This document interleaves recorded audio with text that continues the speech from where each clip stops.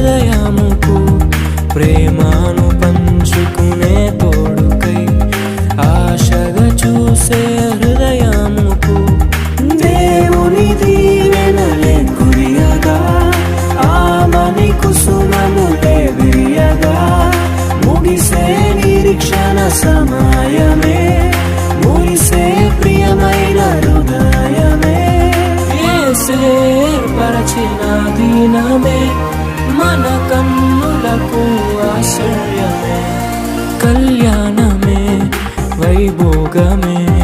పరిణయమే మరి పెళ్లి